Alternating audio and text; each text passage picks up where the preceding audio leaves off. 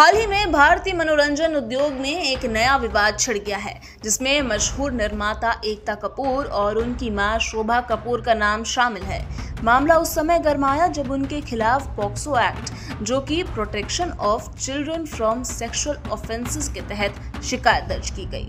क्या यह सिर्फ एक और हॉट टॉपिक है या फिर इसमें कहीं ज्यादा कुछ गहरा छिपा हुआ है?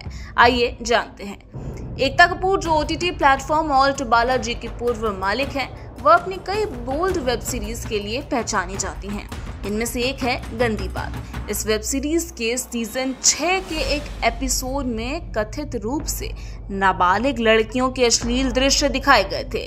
यही नहीं, इस एपिसोड में सिगरेट के विज्ञापनों का इस्तेमाल करते हुए महापुरुषों और संतों का अपमान करने का भी आरोप लगाया गया है।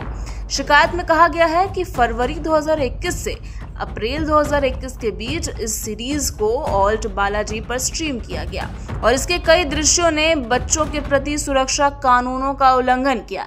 इस प्रकार की सामग्री को लेकर हाल ही में सुप्रीम कोर्ट द्वारा दी गई सख्त टिप्पणी के बाद यह मामला और भी ज्यादा गंभीर हो गया है।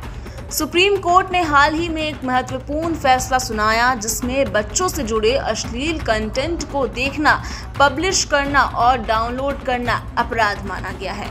इस फैसले ने मद्रास हाई कोर्ट के एक पुराने निर्णय को खारिज कर दिया, जिसमें कहा गया था कि इस तरह की गतिविधियां अपराध नहीं हैं। अब ऐसे मामलों में सख्ती से निपटा जाएगा और इस संदर्भ में एकता कपूर और शोभा कपूर के खिलाफ दर्ज की गई शिकायत इसी का नतीजा है। तो इस मामले पर बात करते हुए मीडिया विशेषज्ञों का कहना है कि यह सिर्फ एक साधारण शिकायत नहीं है, यह भारतीय समाज में बढ़ते अश्लील कंटेंट और बच्चों की सुरक्षा को लेकर गहरी चिंता का प्रतीक है। भारतीय मनोरंजन उद्योग में महिलाओं की स्थिति, बच्चों की सुरक्षा और मीडिया की जिम्मेदारी पर गंभीर चर्चा की आवश्यकता है। इस विवाद का असर न केवल एकता कपूर और शोभा कपूर पर पड़ेगा, बल्कि यह OTT प्लेटफॉर्म और उनके कंटेंट पर भी सवाल खड़ा करेगा। एकता कपूर ने इस विवाद पर अपनी चुप्पी तोड़ते हुए कहा है कि उनका उद्देश्य हमेशा सशक्त महिलाओं और सामाजिक मुद्दों को उजागर करना रहा है।